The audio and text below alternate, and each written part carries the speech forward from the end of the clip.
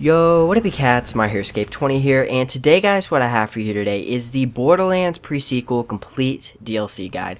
And in this video guys, we're going to be talking about all of the expansions that come with Borderlands, the pre-sequel. So I went ahead and I made one for Borderlands 1 and Borderlands 2. So if you haven't seen those yet, I definitely recommend, you go ahead and check those out. So what we're going to be talking about is the Season Pass, and what all comes with the Season Pass. You're going to be getting the videos that come with each expansion, the pros and cons of each, as well as my own personal rating. So just keep in mind that the rating and the pros and cons are definitely opinions. So you might agree with them, you might not agree with them, but if you don't agree or you do agree, please let me know in the comments below. I'd love to hear other people's opinions about these. So let's go ahead and jump right into the first one, which is the Doppelganger. So the Doppelganger is our first playable character in Borderlands pre-sequel for the expansion. So we get to play as Jack. So the videos that go along with that are your informational video about Jack and his release, the Jack skill point guide, and then the loadout guide. So the loadout guide is actually based on the skill point guide, so you need to watch the skill point guide first. If you have like your own skill point own skill tree that you really don't want to mess with, then the loadout guide can just kind of help you along the way. But that's really kind of how that is, set up. So let's go ahead and talk about the pros and cons. So the pros is you get a new character, right? So we played with the other four. Now we finally get another character to kind of get our hands with. We get to play as the antagonist. So in Borderlands 1 and 2, he is not very friendly to us, right? But in Borderlands pre-sequel, it's kind of weird. He is our friend, and it's kind of weird, like I said. But yeah. So I thought that was pretty interesting, and he's actually pretty fun. I'll admit it. I didn't play much of the Psycho in Borderlands 2. I played a lot of the Necromancer. For those of you that have been around long enough to know, Necromancer was literally bae, and I love her. But this one is pretty fun. I'm not gonna lie. Like, there's different mechanics with her, but with Jack, but there's also some similarities that kind of, was kind of like deja vu, I guess. Some cons are it's the same story, so it's just another character to beat the game with. So if you literally hated the storyline, and I know there's a good amount of people that do, for me, I mean, it wasn't my favorite, but I didn't hate it. But it's just like playing another character through another boring storyline. So that is a con. So in Borderlands 2, we didn't get characters as part of the DLC. There was 4 actually DLC map expansions with boss fights and multi-layered missions and all this stuff. And then the characters, eventually became free, but at first, I think you had to pay like $5 for them or something like that. In this case, I think you had to pay $10 if I remember right. I think I actually closed it, but let me check real quick. I believe, I'm sorry. Yeah, I believe you had to pay $10. Let me scroll down, I'm sorry. Yeah, you had to pay $10 for Jack on its own. And that's not worth it. I'm just gonna be honest. Paying $10 for just a character, I mean, it depends like what you like the game for, but I don't really feel that it's worth it. So that is really the cons about that. Same story, different character, and then it kind of takes up a spot with expansions. So I actually rate this a 5 out of 10, not because I hate Jack, not because I love Jack, but I'm neutral about it because yay, I get a new character, but you just kind of took up a spot for better stuff, I feel like. So that's why I give that a 5 out of 10. The next one we're going to talk about is the Challah Do Onslaught. So this is a pretty cool I guess expansion. It's got its hit or misses. So the videos that go with this is the Challah Do prizes and loot. So the pros for this video is, it's kind of something to do. The storyline was but this is like a little bit different. It's kind of like the arena mode, but not as like well put together as Moxie's and Borderlands 1. The other pro is the Chronicler of Elpis. So this is actually pretty good. This is a class mod. I believe it's a green class mod, if I recall correctly. It might even be blue. I really can't remember, but I want to say it's green. But basically, this is Kyro damage. So this class mod applies Kyro damage bonuses to all classes. So no matter what class you're using, if you have this class mod, you get increased Kyro damage. So this is like really not that good, but if you're playing Aurelia the Bareness, which we're going to talk about next, this is actually very, very good and very helpful. So that is really the only pros I see to this. The cons, it is not worth $10 by itself. I'll tell you right now. I'm not trying to bash this, but I'm just looking out for you guys. This is not worth $10 by itself. The enemies did not show up on the map at one point. When this expansion first released, the enemies would actually not show up on the map unless you were like super close. So you would be walking around or running around looking for like that 1 or 2 final enemies that's in like a random corner for about 5 minutes maybe.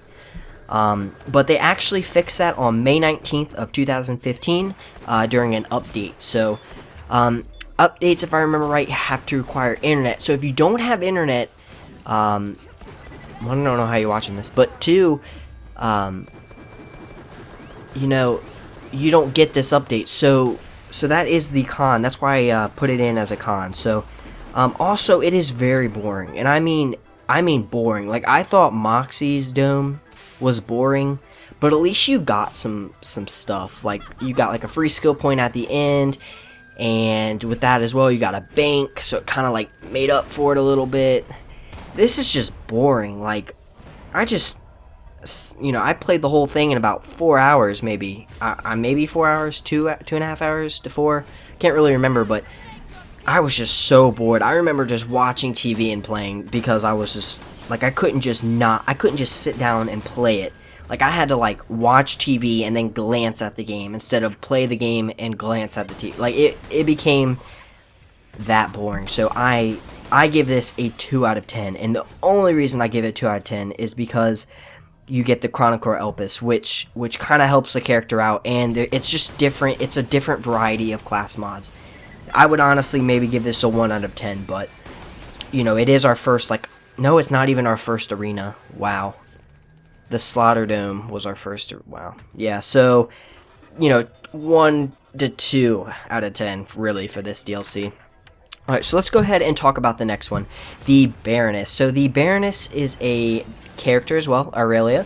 And Aurelia is, I believe, Handsome Jack's, no, it is Sir Hamelot's sister. So, the videos that go with this are the Aurelia Skill Point Guide and the Aurelia Loadout Guide.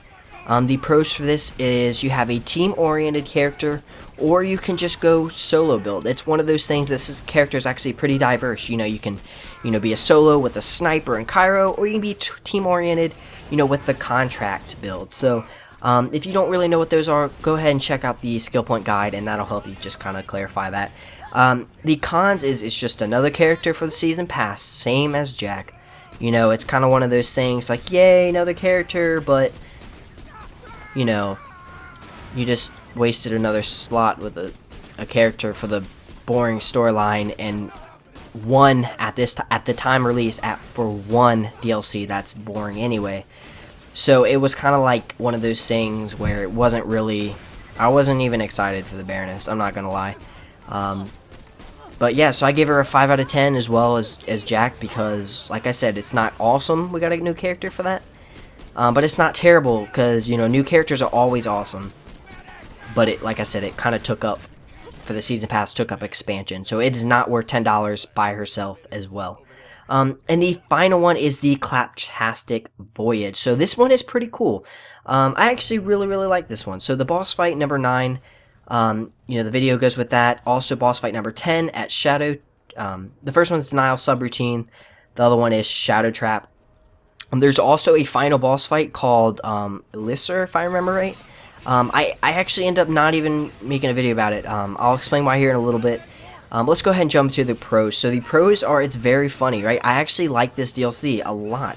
You know, it kept me interested. Different mechanics in the game. There was an evil claptrap. There was, you know, like robot claptraps. Obviously, they're robot claptraps. They're like different stuff. There's glitched guns, and I don't mean like bugged out guns. I mean like they're actually called glitched guns, and it's just a new mechanic to the Borderlands scene. It's kind of like, you know, when the Pearlescence and Torg guns kind of came out. Like, not pearlescent, I'm sorry, seraph crystals and stuff in Borderlands 2, those, it's kind of like that. Glitch guns are kind of like a different variety of guns.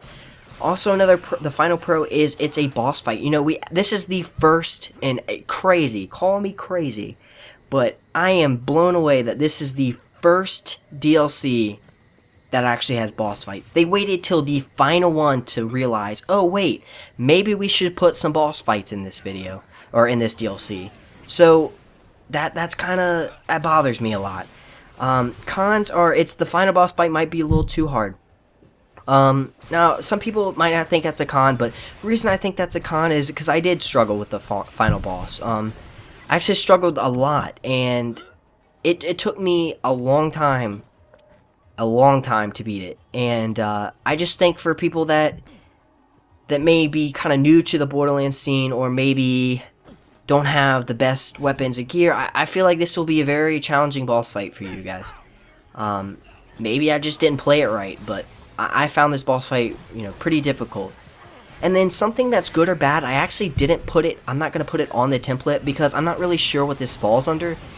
This could be good for some people, and this could be bad for some people, right? You can't play this DLC until level 30, so yay, we finally get a DLC that you can actually play. Well, you pretty much have to go through the boring storyline first, hit level 30, and then you can play. Like, at the end of Borderlands, at the end of the first playthrough, I believe you were level 35, if I remember right. So, you can pretty much play it when you finally beat the game. It does scale with you to level 40, if I remember right, but like I said, you can't play it till 30, so that could be great, that could be not great. You know, you could be like, hey, well, I don't care anyway, I just want to beat the main storyline, then play DLC, because I'm that way, so that's fine.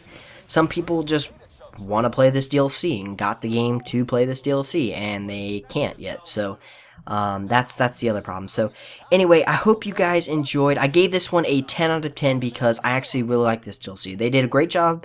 I would almost go as far as saying I probably like this DLC. I don't want to say more than any other DLC, but it's a pretty high up there. I'd probably say it's in like 3rd or 4th place. So out of all the DLCs that came out, that's pretty impressive. That they were actually able to do that. So I like I said, I do like this DLC. I do recommend this DLC. So let's go ahead and talk about the final thing, which is, do I recommend this season pass?